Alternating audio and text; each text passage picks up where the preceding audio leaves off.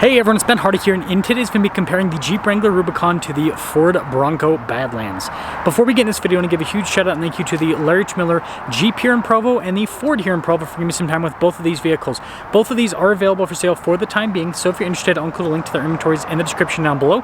And then on a side note, if you want to save time and money the next time you purchase a car, link to my car buying guide in the description down below. Let's get into it.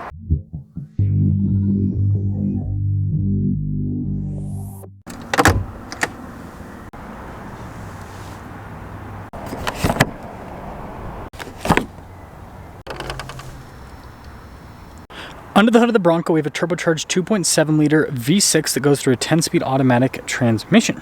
Fuel economy 17 around town and then 17 on the highway, with power outputs being about 330 horsepower and then 415 pound-feet of torque.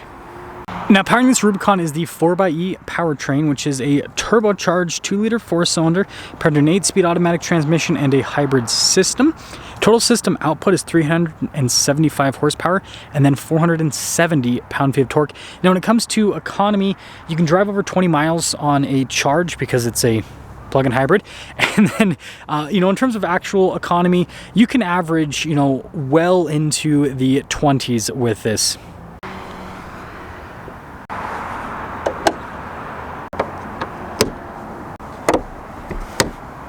Now, before we move forward with this review, I do want to mention, if you want to see more videos just like this, then I recommend you subscribe because I post content every single day.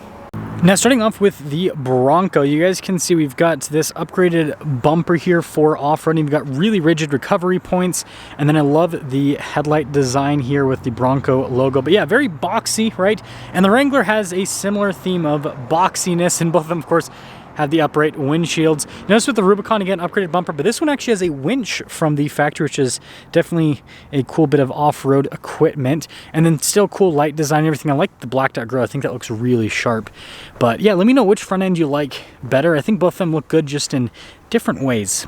Now, this Bronco has the Sasquatch package, so it's got 35s wrapped around 17-inch wheels in the front and over in the rear. And then we've got Bilstein shocks with this package. The Wrangler, on the other hand, has 33s wrapped around 17-inch wheels in the front and in the rear.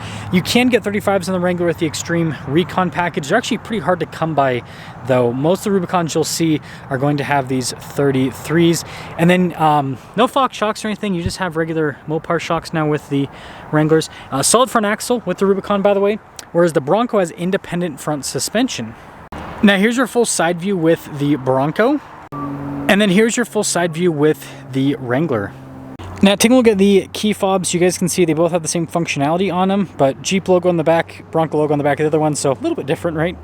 Now, taking a look at the rest of the rear with the Jeep, you've got the swing tailgate here and then window. Now, in the back of the Wrangler, storage space is great, and we actually have the original window sticker here. I guess we'll just take a look at this now. Usually I show this a little bit later, but since it's here, it's folded over, and I think it's got sticky stuff. So yeah, there we go. Wrangler 4-door 4xe Rubicon, $76,000 MSRP after all options. This one's as loaded up as it gets.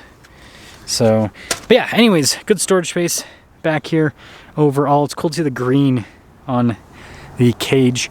But anyways, closing that up, easy enough. And then with the Bronco, you have a similar setup here with the swing gate and then with the window. You can see how the seats are folded down. This one has the optional soft top added to it. So basically you can get this with the hard top, which this has, but you can also option out to have the soft top too, so you can get the best of both worlds. And yeah, the Bronco can fit the whole thing in the back. Obviously you don't have back seats, but it's a thing. Anyways, when you're all done, same thing. This is a little bit easier to close, but they're both pretty easy overall. And finishing things up with the rest of the rear of the Wrangler, you can see the spare tire there on the back. You got the blue recovery point, because again, blue is kind of like the 4xe accent piece. And then with the Bronco, similar setup, but 35 there on the back. And so yeah, they both look so similar, because again, very similar themes. Now, when it comes to rear seat space and rear seats, you can see really nice trim here with the Rubicon, again, the blue stitching. Really good legroom with the Wrangler. Again, it's not like the biggest SUV on the planet, but it's solid, and headroom's great because of the boxy design. And then you do get vents in the back of the Wrangler, which is nice, and window controls in the center. And then popping over to the Bronco, frameless windows, by the way, whereas the Wrangler has framed windows, which is interesting. Obviously with the seat folded down, it's kind of hard to show everything. And all you really need to know is space is very similar, but you don't get vents in the back of the Bronco. That is one downside of the Bronco, still no vents. And boop. Now starting up the Wrangler. Pretty cool animation there. Nice trim inside. I will say they did a good job. The Wrangler feels a bit more upscale than the Bronco, I think, with the material use, even with the steering wheel. You got stuff like adaptive cruise control, and then you can see with the gauge cluster, got like your hybrid information here on the side. And you do have hybrid modes with this, so full electric, e-save, and then your hybrid. And then you got the new screen in the Jeep. Still just has the regular camera system here. But yeah, pretty good response time with this new screen. And then down below, you've got a bunch of analog controls for like your heated and cooled seats. You got that for the regen. It's kind of like a one pedal drive in a way. And then you can add auxiliary items to this. Front and rear lockers, because it's Rubicon, sway bar disconnect. You got an advanced four-wheel drive system, 2-speed transfer case, all of the works. Some cup holders here. And look at the center console. Nice. And then this one does have the top insulation as well. And you already saw the price. Now in the Bronco here, it does have some soft touch, but like I said, it doesn't feel as high quality as the Jeep. It feels a little bit cheaper. That's always been kind of like the Ford way, though, to be honest. Still have stuff like adaptive cruise control, solid gauge cluster. You can see different bits of information. We got a bunch of drive modes, so for both on-road and off-road use. I'd say the camera system in the Bronco is better. Just a bigger viewpoint in full 360 versus just front and rear like in the Wrangler. And then you still have stabilizer bar disconnect, front and rear lockers, trail turn assist, and then stability control and all that kind of stuff. So just as much off-road tech as what the Wrangler has, a little bit more modernized, if that makes sense. And then you've got analog controls here for the climate, dual zone climate heated seats. You've got your volume controls, all of that. And then you can see the wireless phone charging pad there. Your drive line select. So again, advanced four-wheel drive system, 2-speed transfer case. Got all of your window controls here in the center. And then you got a bunch of auxiliary switches up top. And then you do have top insulation just like the Jeep. So here's the window sticker for this 2024 Badlands. You can see all the standard equipment. Total MSRP $67,385. So with that being said, let's take them out and see how they drive.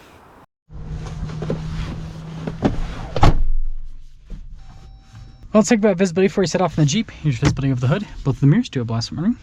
Throw the rest to the rear. And let us set off also, I don't know if I mentioned, I didn't mention the walk around. Power seats on the new Jeep. Something that Jeep finally did, I think, to have an answer to the Bronco, because the Bronco, you can get those with power seats.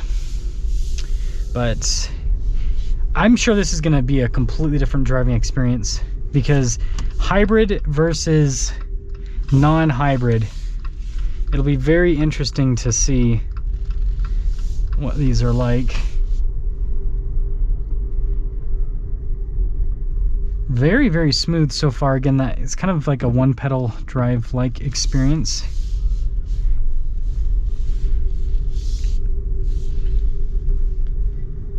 Quiet. It's nice.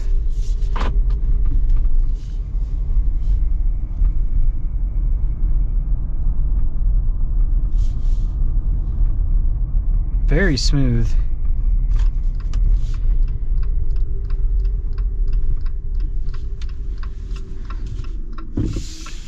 And the other thing that I'll say is seats are comfortable in this new Wrangler. They kind of use different materials. It feels different than the old seats. Doesn't feel different to sit on, but touch-wise it feels different, if that makes sense.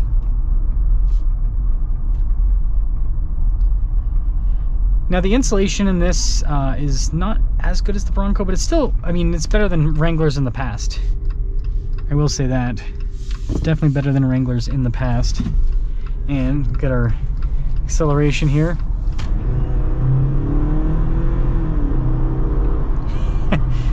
pretty quick.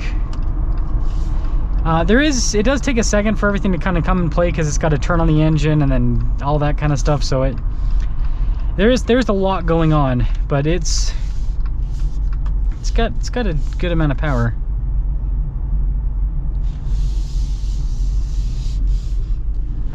I like how smooth this is overall, though. It's nice.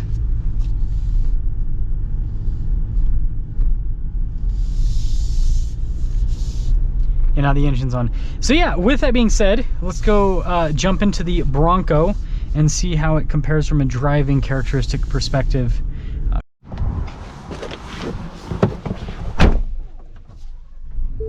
Well, let's talk about visibility before we set off. Here's visibility over the hood, both the mirrors, do a blind warning for the rest of the rear.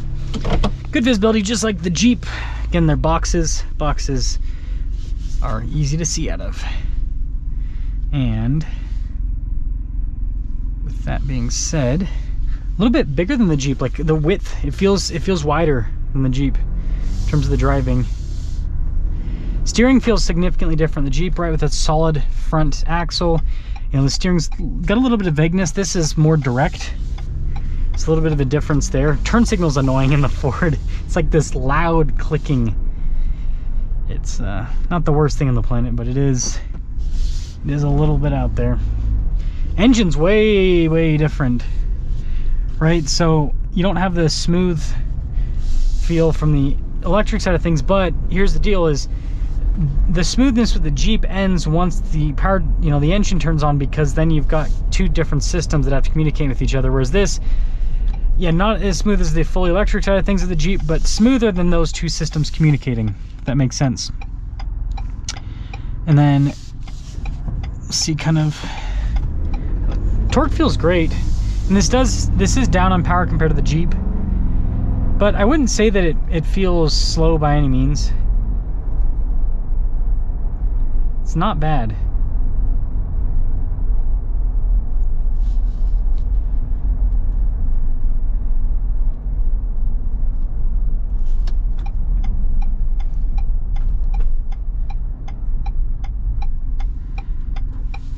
Yeah, and the other part I'd say is the braking feels a little bit different with the Bronco compared to the Wrangler.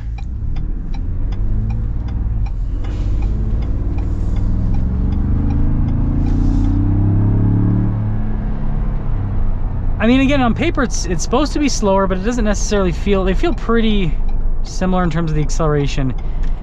Different in terms of how the powertrain feels, but in terms of the actual push, relatively similar. So, summing things up here with the comparison, Bronco versus Wrangler, I think it's going to depend on what you're going to use the vehicle for. So, objectively, the Wrangler, because the solid axles, is better at crawling off-road. This is going to be better at high-speed off-roading, but this is not a high-speed off-roader per se, right? It's what Raptors are. It's what TRXs are. And then when it comes to daily driving, the Wrangler's smaller, so it's a little bit more maneuverable. This, on the daily driving side of things, the independent front suspension makes it so turning is a little bit more precise, and then it's a little bit more insulated, so it feels a little bit more luxurious compared to the Jeep. So there's kind of like pros and cons. Like, do you want a smaller vehicle that's a little bit more fun, I guess, or do you want a slightly bigger vehicle that's a little bit more comfortable? So I think that's a good way to end the comparison. But yeah, let me know if you would go Bronco or if you'd go Wrangler.